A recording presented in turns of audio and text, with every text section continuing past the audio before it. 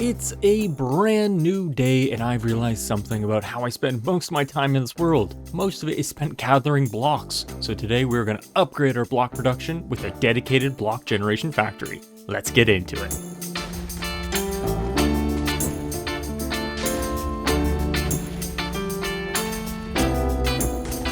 So as some of you may know, my usual tree gathering technique is just to place them outside my tower here because I have my Haste 2 beacon. But it is so inefficient, takes so much time, and I could be spending the time building things. And my other block generators, like my moss farm here, my cobble and stone generator down here in my furnace room, as well as my basalt farm here in the nether. They're all way too far apart, and it's always inefficient trying to run to each one, trying to gather all the blocks I need for certain builds. So in today's episode, we're going to bring them all together over by that beacon beam all the way in the back there, and we're going to clear out some area for a new factory. Now, when I was designing this factory to have all these farms all in together in one, I wasn't paying attention, and I designed it where it had to be in a certain orientation, where one of the farms had to be facing south in a certain way, so now we're building it down here instead of continuing up on the hill. That might be good to kind of spread things out. So what we're going to need to do is destroy a bunch of these trees, obviously not all the trees, because we still want some eventually, and then we're going to have to do some land flattening. So we're going to do a little bit of a time lapse right now, get all this area prepped for the factory.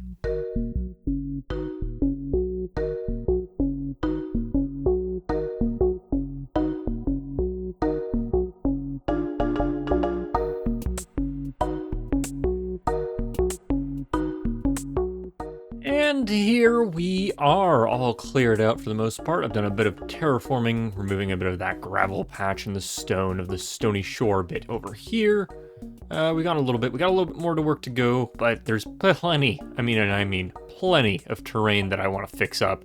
All these ravines need to be closed up, but that's for another episode. Today we're focusing on this area. Anybody be wondering what's with the hole? This is where some of the mechanics of some of the farms I'll be building need to go down. I kind of inset them so that when you walk into the factory, it's not like all high up or low down. So it's all fit into here. So the next thing we need to do is we need to get some materials. So I've grabbed up a little bit of materials already. We got the deep slate, and the new thing is in the game. We can turn regular deep slate, not cobbled deep slate, into all the brick forms, and that is going to save me so much time. I don't always have to use my fortune pick when mining deep slate. Now, I don't know if this is going to be enough. Probably not, but I think I got enough black stone. Now, the way I got this is in my refurbished gold farm bartering trader setup thing here. So what happened is it used to be down there, I think near that torch over there, and I brought it up because I needed it to be closer so it would just automatically feed the guys in here, and looks like, yeah, we're all out of gold. So now all I do have to do is AFK, the gold automatically goes in, no longer turns into gold blocks, just goes straight ingots, and it's kind of just shoved into this system, and it is creating lots of the materials that I need. I'm going to need a lot of the quartz, that's why I refurbished these two front ones for quartz, because I need it for crafting andesite in the lake. Then we got all the blackstone I've already taken back, and we've got plenty of gravel actually, lots. It's 1, 2, 3, almost 4 double chests worth. Oh wow, okay, more. We got lots of that, so we can make plenty of concrete when that's needed, just need the sand, and a couple other things that I don't really need too much of. It's just useful to have when I might need it in the future. But now we have most of the building blocks. I got some just random stuff in these guys that I'll need to use. I need to get the redstone in together. I got some in my, where is it? Is it over here? Yeah, we can see it now that I have Voxy installed. My wandering trader? No, it's the raid farm. That's going to help me get the rest of the redstone I need, craft up all that I need for that, and then we can start building the farms and then what will house around it. I think I'm going to do it in 2 steps. I'm going to have to go and disassemble and separate the building from the farms so you can get a look at all the farms bare bones without them being covered up. So let's quickly gather all the materials we need, and then we can get to building some farms.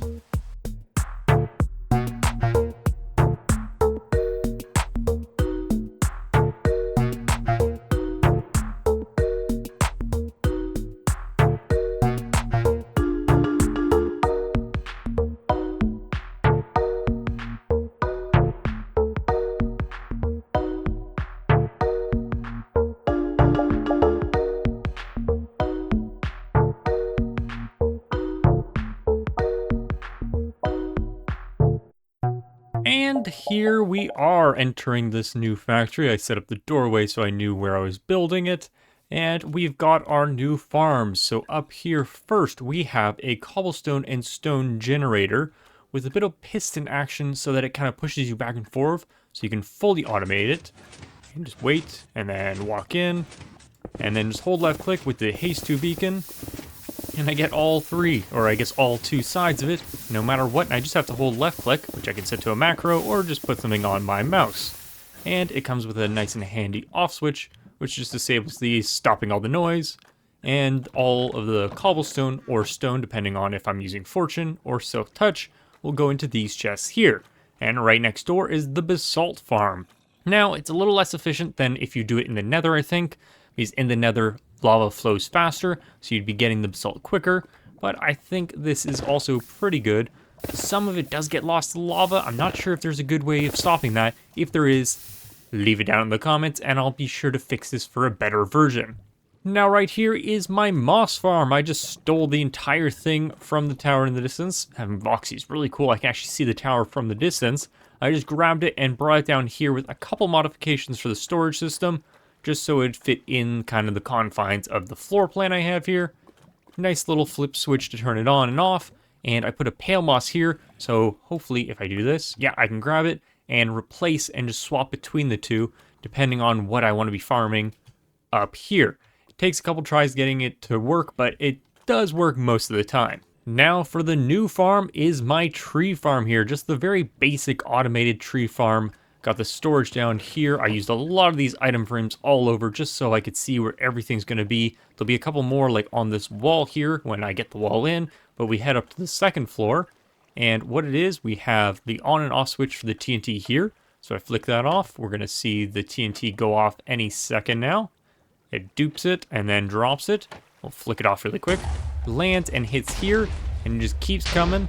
And then I'll leave myself a couple extra saplings in here just in case to refill. Refilling the bone meal goes into the dropper. I just have to flick this lever. If I had it in here, it would drop it in here and then stop after a couple amount of times. That's what this pressure plate does. And make sure there's only like 7 on the ground. Then you have to fill your inventory, do all that fun stuff. Walk up here, offhand main hand with the sapling and bone meal. And it just constantly grows, destroys. Everything goes underneath, comes back up here into storage. I get extra saplings so I never run out, and it's infinite. It's great. Lots of little bits of redstone down here. I added this little trail so I could turn it off and on from up here instead of having to go deep into the redstone wiring. Now, when I designed this, these were the 4, I guess 1, 2, 3, 4 things that I designed for this block factory. I just did air quotes, not sure why. But I think it really works for this style, and I can always add like a secondary building on the side for something like maybe the mud. I think that might be a good thing to have like a secondary building nice and close for smaller things like that. I don't know what other types of blocks you can actually farm, but if you know any, that's the wrong button. There we go. If you know any, let me know, and they can come into this kind of plaza down here. I do have the plan of, I guess we can fly now instead of just free camming it, having a bunch of paths, because I've kind of mapped out this one very simply between these two factories. I'm gonna have to do a lot of fun terraining and then all the pathing to connect it so you can kind of walk it like it's its own kind of village of factories.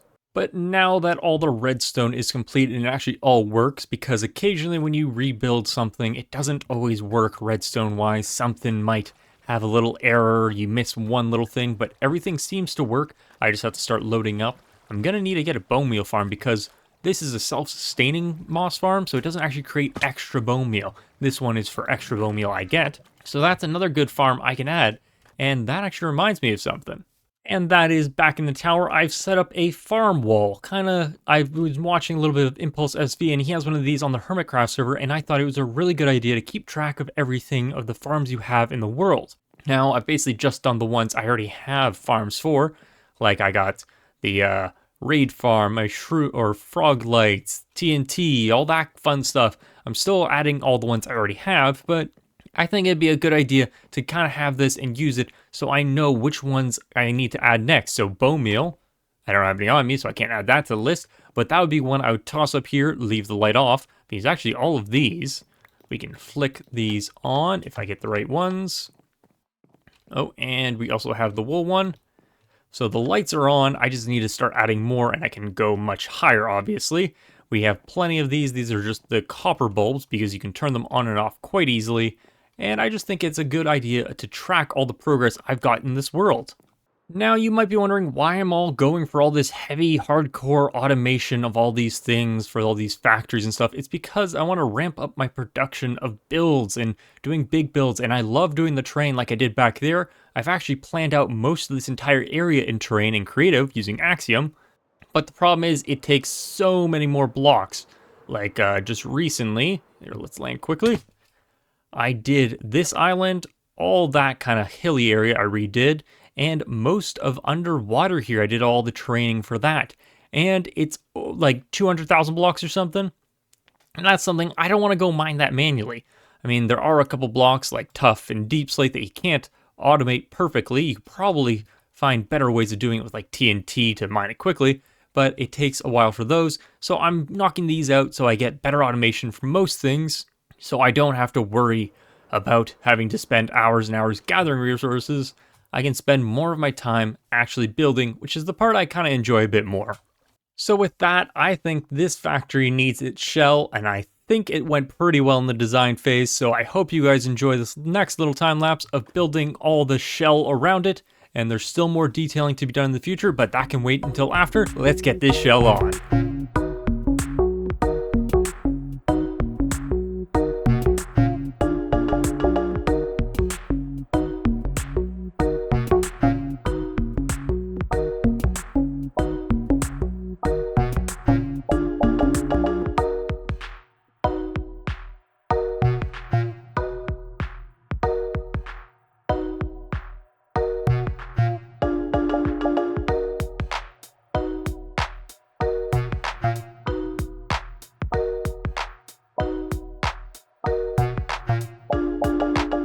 And there we go. That is all done and complete. I'm not 100% happy with the top little bit. The shape of it's a little weird, so we might come back to that another time and fix it all up. But it gives you a good view of all of the TNT dropping. I kind of wanted to incorporate that with all of the duping up here. It drops it straight down to here, lands on this block here. It's a little dark, so let's Fulbright it up.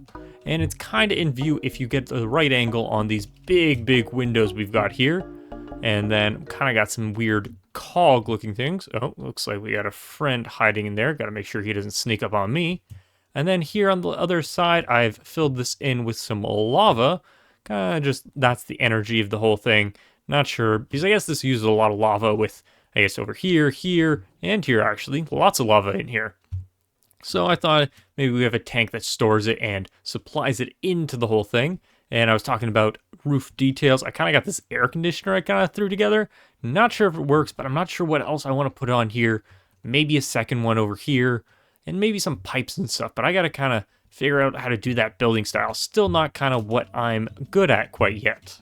But now that we enter in the front door, we got our cool roof. I recently saw this. It's a smithing table. It has a really cool bottom. And the pattern works really well, and it kind of moves in well with these redstone lamps. I was thinking of maybe having them like turn on, but that's something I'll have to do, maybe some shulker redstone once I figure out how that all works. We got our stone here, so we set this up. Uh-oh. Looks like something broke down there. I'll have to see and fix that. This was just all a bunch of empty shulker boxes, so if I ever need to truck a bunch of blocks out of here, we got the stone on one side, our basalt on the other, and then this is where we mine the basalt over here. We have the haste too. I'm going to have to figure out a good way to incorporate it into this region without making it just a pillar here, and needs to kind of encase all this area. We got our moss farm on and off. There we go, turning that on. We can free cam up into it, so it'll work away as we want it to, and then we can shut it off. Excess bone meal. We're going to definitely need a bone meal farm, that's for sure. So, I guess we can show off how this works. I guess we're going to have to go and get some bone meal and some saplings first, though. But let's just take a quick little spin around the outside and try and be safe. As you can see, we've had some friends, so let's get a good angle up here. So yeah, this kind of doesn't work too well. I don't know, maybe if I use some different colors, maybe different accents of the grays and browns that might work. I have some lighting up here just because I don't want anything spawning. And we have our access door if we need to get up here to flip these switches for, as you can see, jungle wood, brown mushrooms. You kind of need to do that for the whole design of this. Let us shut this door real quick, and we can just fall inside. We can kind of have a look at the top on the outskirts of everything. Just working on it slowly. Maybe we'll do a bit more of an interior. These were more just to block in the lights so that it kind of gives it a darker look, or I guess more of a brighter look for when these go to nighttime and these kind of shine out a little bit. All right, the problem was somehow I guess I flicked the levers one too many times and it constantly powered this, so it was just pushing the signal constantly through. So now if we flick this, there we go, that should work. And now let's see if we can get out. Oh, there we go. Fix that up, and now it's going back and forth. And that shouldn't break it. This should just continuously go. I guess it might be a chunk error. If I unload it, we're gonna have to... Ooh, let's see, is it... Yeah, it's between chunks. So this one might get unloaded or this one. So we might want to move this over a little bit, but then, oh, I should have paid attention to that.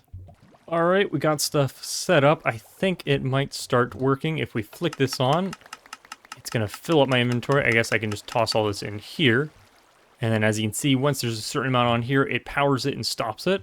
So now let's quickly flick the TNT on. We walk up to here, hold right click, and if it's true, we're waiting for that TNT. There we go. We gotta get the right angle. We gotta make sure we're getting the timing right. Only takes a couple foam meal for each time, but look at that harvesting speed. And we have 33. As it goes through, we should start, yeah, 37, 38. We can see in the bottom left where the saplings are. We're starting to get refilled on the ones that are breaking from the leaves. And then we can flick that off, and then we can toss the bone meal back inside. And I guess when we want to back out of the way, and we can leave these excess ones here, put our totem back just in case. And it's probably gonna be in the first chest. There we go. We're getting, that was just like 10 seconds and we already got a bunch. Now, if only this worked for double trees like the dark oak and the pale oak, that would be very helpful. We're gonna have to look into finding a way to automate those because those are the ones I use the most. But I think this is some great progress. More things added to our industrial district. I've taken a small break from working on it, so it's nice to get back to it and getting more of these mega farms all set up. I know they're not the best. You can do some cobblestone farms that actually use some TNT duping, kind of like the wood farm I have here. But I don't need that much, and I mean, I can get so much so quickly, especially if I get like a dedicated pickaxe in here. It just burns through it so quickly. And I mean, this has 2,000 durability with Unbreaking 3, so that's up to 6,000 blocks I can do. So that's not too much of an issue. Maybe I'll bring a pickaxe in here. That's the plan for these kind of slots, was extra pickaxes that I can come up and use. And they can be thrown away just in case if I accidentally leave my computer mining it too long, it will just break it and not be an issue. So let's head back to the base because we've done a little bit of spring cleaning and I just kind of want to show that off. Ooh, but before we get back to the base, we can show a little progress I made on a live stream, just kind of playing around. We've extended our underwater waterway over here with a little dome for viewing purposes. It's just a nice little thing. It's a lot darker inside because I still don't have the night vision stuff set up, but it's a nice way of kind of observing things once I get all that stuff put together. But it's a nice little addition I thought kind of worked, and it was just something fun to do whilst live streaming. So obviously the biggest cleanup is on this floor where I used to have the bee farm. That used to be here, but now that's been moved out. And then as well as, I think it was right here, I used to have my golden carrot machine that I thought was revolutionary, but didn't realize it was kind of a waste of time. A little bit of redstone fun I had out of it, but it's all gone now. Cleaning up the tower a little bit more, kind of working on keeping things all put together a little bit better. We got our sign I showed earlier that needs to be kind of updated, expanded, and we'll see how that goes. Just wondering, like, what should I do with this tower? I mean, I've got so many basically empty floors.